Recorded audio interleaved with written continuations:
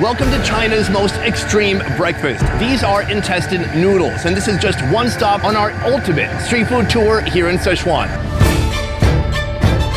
Today, I'm on a mission to see and taste what sets food in Chengdu apart from anywhere else in China. I'm smelling it. It's singeing my nostril hairs. After spending a week here, you'll be addicted to it. Oh, yeah? You can't eat without it. And by the end of this video, Oh my God, I can't believe it. you'll witness street food delights that are both delicious Room temperature cow stomach.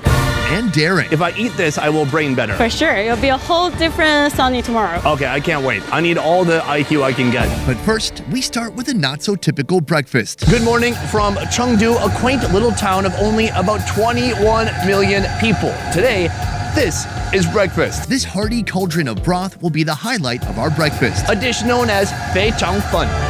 Huh? 对对对. From bones to intestines, That is a long, uncut intestine. and even a few sets of lungs. Either this pig was an adolescent or perhaps they shrunk up a bit while it was boiling. By my side, we have the owner of this establishment. How do I know? Because he has his passport photo on the side of the building. Handsome. This restaurant is famous for its fatty intestine noodles. Trust me, it's better than it sounds. But they also serve a type of flatbread made with a special ingredient unique to the Sichuan region. Good morning. Morning. Anita is here to tell me more. We have quite the breakfast in front of us. This is kind of flatbread filled with spicy and numbing beef. And numbing beef? Yes. What is numbing beef? The bread starts with a simple wheat dough, kneaded and flattened into a long strip. A bit of ground pork is added to the dough, then it's rolled up and flattened again to evenly distribute the meat. Now comes the star ingredient, ground beef, marinated in chili powder and the iconic Sichuan peppercorns. Numbing is the sensation that we get from Sichuan peppercorn, which is a very unique ingredient that we use a lot in Sichuan cuisine. So I've heard of this iconic peppercorn, and we're going to cover more about it later in our hot pot episode. But even in this, what looks to be some kind of a Szechuan pastry, there's peppercorn. Yeah, for sure. Once the dough is rolled up, it's dipped in black sesame seeds and flattened out again before being fried in a pan of rapeseed oil.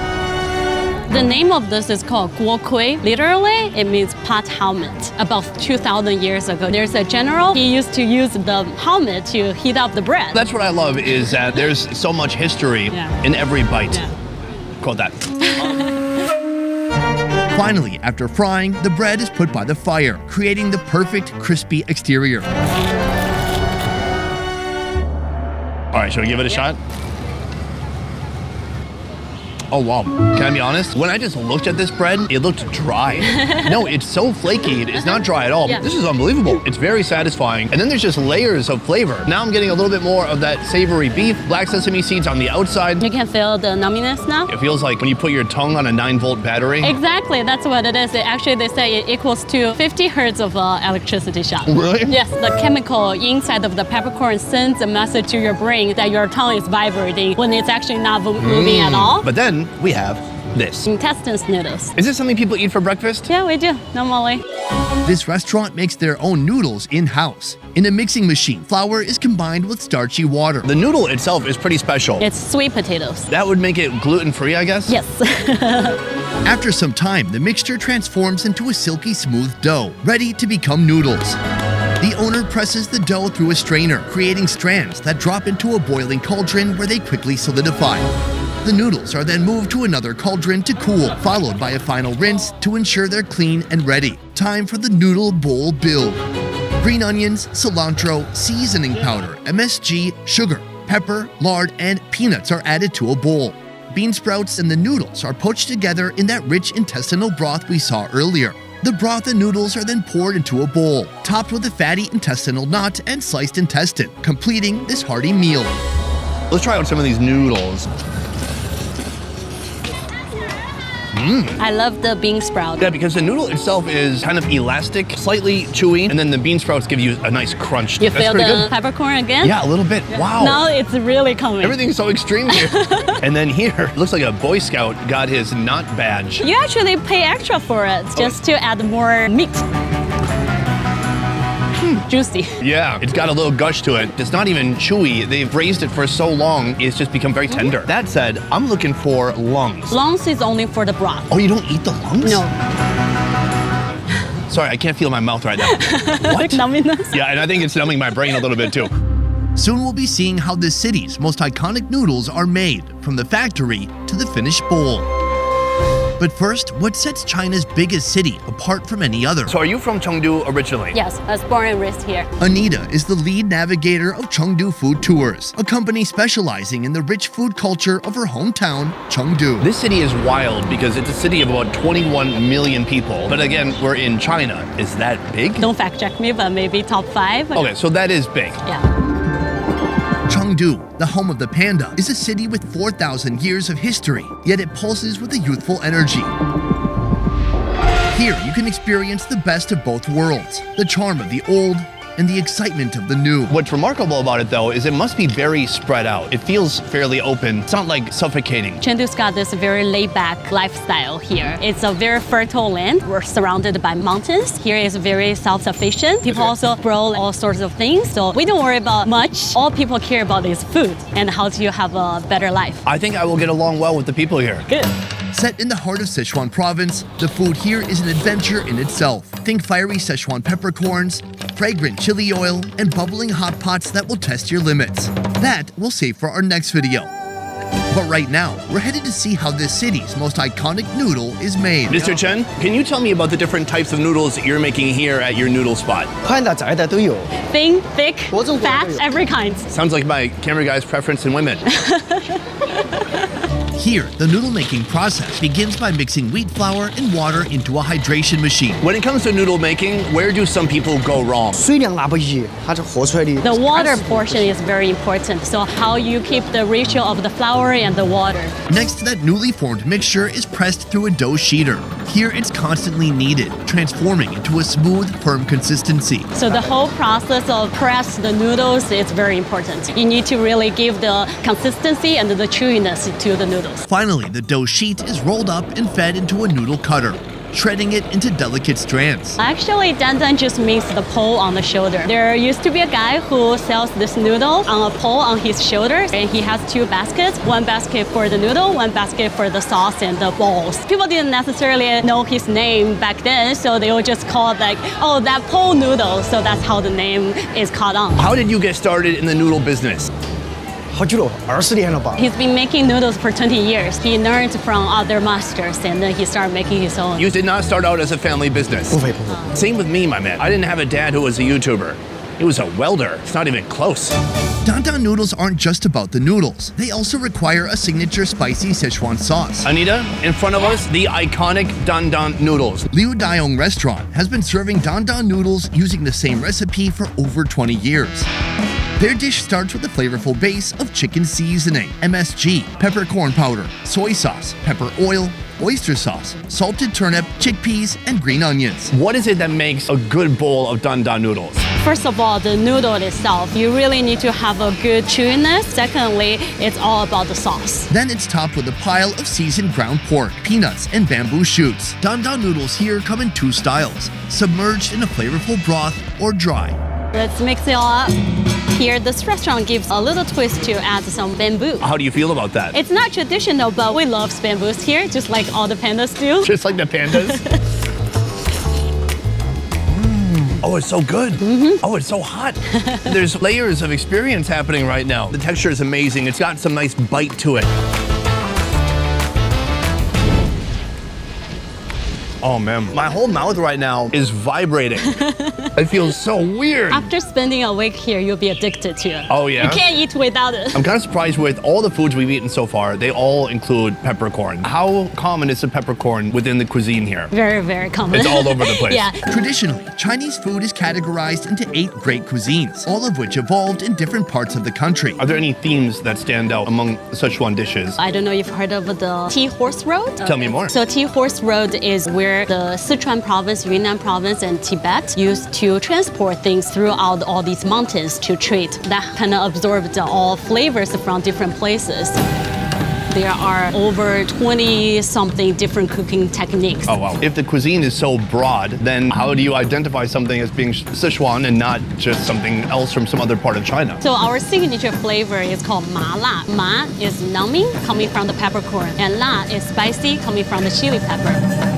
So these are the don don noodles. Incredible, but we have a lot more to see. Let's keep moving. Let's do it. Our next street food has no address and no phone number. And if you want to find it, you'll need a little bit of patience and a lot of luck. How long have you been a tofu bite salesman? 20多年了。 20 years. 20 years? Why did you never just set up in one spot and sell from a stall? 哎呀，那个是帮。 He says it's not economic to rent a store because he needs to pay for the rent, and he can keep the cost for the food low. And you serve them up this. Tofu flowers. Tofu flowers? Yeah. Tofu flour, or Sichuan tofu, is a type of silken tofu made by blending soaked soybeans, then straining them through a cheesecloth.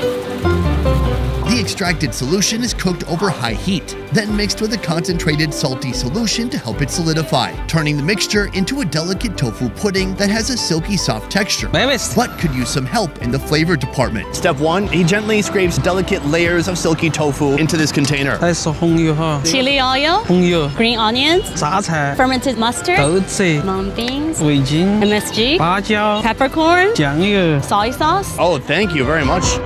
I was hoping in coming here we would get a break from the heat, but evidently not. Mixing it up doesn't really change how it looks that much because all that sauce, the chili oil, it rises to the top. Oh, it's so delicious. Oh my God, I can't believe it. So soft. It's so delicate but heavy at the same time. yeah. The tofu, you don't even have to chew it. You just press it against the roof of your tongue and you basically drink it. And then a little bit of texture in there with the green onions, with the mung beans. And looking at this odd assortment of ingredients, I was thinking, I'm not sure what the draw is. I'm not sure why people are so addicted to this. Now, as we're eating it, I can't stop. It's silky tofu heaven. But I do feel a little bit conflicted. Is there any way you could put an animal in this? It's possible. At some stores, they add different things, but traditionally it's without meat. And because he serves to the public, to the common people, and he wants to keep the cost low. How much is this cup right here? 6块。 6 RMB, less than $1. Oh, less than $1? My man. You're like Mother Teresa out here on this bike. Oh my God, can you pop a wheelie on this thing? 哦，不得行，不得行。 He said, no, that's gonna drop my tofu. That's a good point. I'm just thinking, marketing. We should work together. 谢谢。 Okay, he's so polite. He accepted. My guy right here.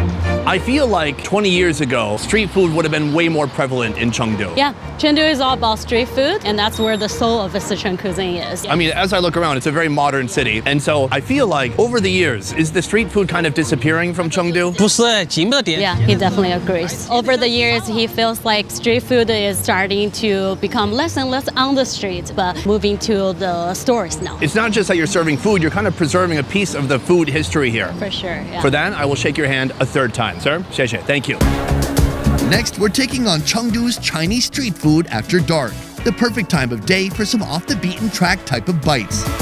This place is wild. Actually, it was wild a second ago. I swear to God, there was like 1,000 people. Now we're rolling. There's nobody. There's a lady with a necktie. Very professional. Here on Chengdu Food Street, locals gathered to explore an endless array of dishes, both delicious and daring. These guys look like they got caught in a volcanic storm, frozen in time and roasted to death. Would you eat this? I've never had it before, and I'm not tempted to try it. All right, no turtles for me today. Here, there's something for everyone, from mouth-watering fried pork and fresh oysters to awesome offcuts like pork trotters, stuffed intestines, and even this, rabbit heads. It's a very popular snack. When I think snack, I think Lay's potato chips. What do you eat while you're watching TV? Evidently, I should be eating more heads. Just like eating popcorn, we eat rabbit heads. Later during our trip in Chengdu, we're going to be going to a rabbit farm, so I'm not going to try that tonight. But I Okay. found something equally as challenging. Right here, we have a boiled or braised pig brain. This dish stands out not just for its peculiar taste, but also for its potent health benefits. In China, we say which parts you eat, that's the function. So if you eat the eye, helps you look better. If you eat the ear, helps you hear better. There's other body parts I'm curious about, but I'm not going to ask you. There's definitely that too. Here, raw pig brain is topped with garlic, ginger, and chili. It's placed over a hot grill. Then, a sauce made of chili oil, fermented chili bean, Sichuan peppercorn, and soy sauce is poured over the brain as it cooks. If I eat this, I will brain better. It'll be a whole different Sunday tomorrow. Okay, I can't wait. I need all the IQ I can get. Oh, spicy. The brain is very soft. It tastes like more of a creamy tofu to me. That's a good point. They've also put enoki mushrooms in there, which have a nice kind of crunch to it. It's a fascinating combination, and I'm really into it. And it's just so spicy, so flavorful, you can hardly even taste the brain itself. There's no like gaminess or intense, bold, bad flavor. Sometimes brain can be livery. Yeah. Nothing like that. Yeah. And I think my IQ is all the way up to 90. It was pretty good. This is an excellent way to start, but let's go see what else we can find. All right, let's do it. Aside from its iconic hot pot culture, Sichuan cuisine is also known for its love of skewers, or chuan.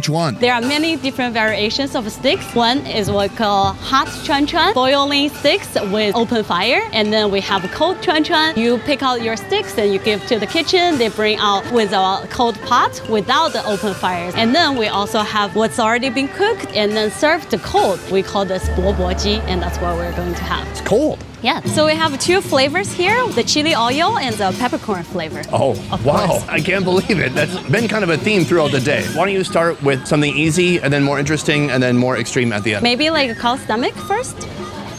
That's easy. Dip a little bit into the sauce. Okay, give it a little bit of a dip. This here is the tiniest morsel of meat I've ever seen in my life. How much is one stick? 1 RMB. 13 cents. Room temperature cow stomach. Got the peppercorn flavor. A little peppercorn flavor. I gotta say, that tiny piece, well, nearly undiscernible from air, but it was pretty good. There's a chicken heart. Oh, wow. This is barely 1 gram of meat. Altogether, that's one. Yes, if you put these 4 pieces together, it equals 1 heart. I like the heart texture. It's interesting because it's not warm, it's cold, it's dense, it's a little bit chewy. That being said, it's a very small amount of meat. How did you get a full mouth of stuff?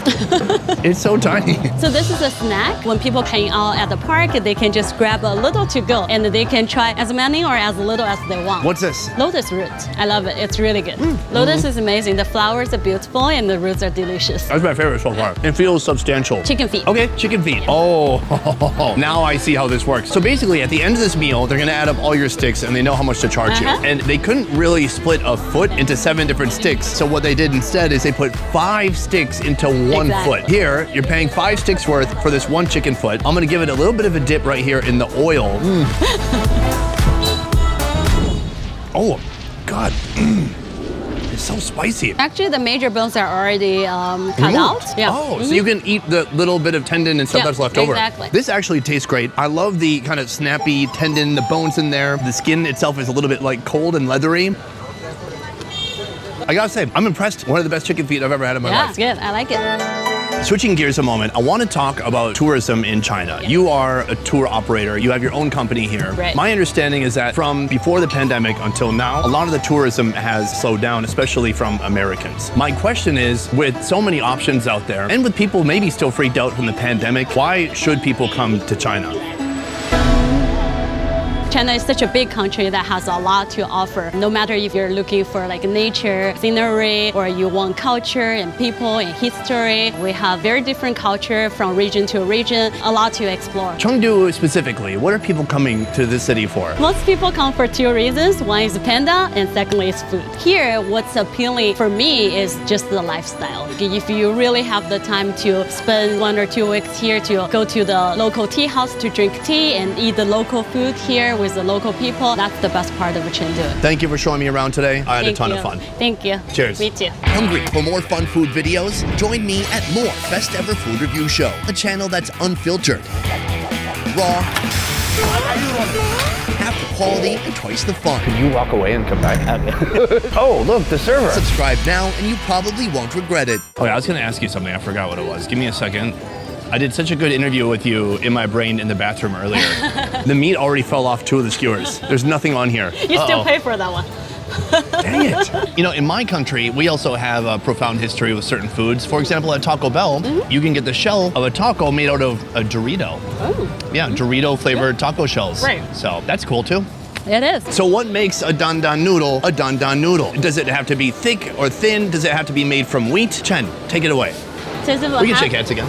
It tastes like more of a creamy tofu to me. That's a good point. This is our second type of tofu. Now I got it. The gentleman we were speaking to earlier, animalized tofu. He fills it with pig brain, steams it, and then layer in pig brain and put all those delicious seasonings on top. Yeah. Are you with me on this? I feel like you're just being kind of a yes man. Are you going to teach your son or daughter the noodle trade? 一个读研，一个读大学，还早。His kids are still in college. In college? How old are you? 45了。45. Oh God, I thought you were like 35. There's a guy in the background. Look at the guy behind you. I can't. Oh, you can turn your head. Oh. Boom, guys, that is the end of video number 1 here in China. I want to say a huge thank you to Anita right here. Handshake. Thank you. Anita is a professional tour guide and she owns a tour company called Chengdu Food Tours. You can come here, get your own food tour. Just go to chengdufoodtours.com and book your own today. I highly recommend it. Make the most of your time while you're traveling here in the city and get a real taste of the authentic Chengdu experience. Thank you, Sunny. Come eat with us. Heck yeah. Otherwise, that is it for this one. Thank you so much for watching. I'll see you next time. Peace. Oh, bye. Oh, Okay, geez. peace. Never watched Okay, one we're of gonna my do peace. videos. It's embarrassing.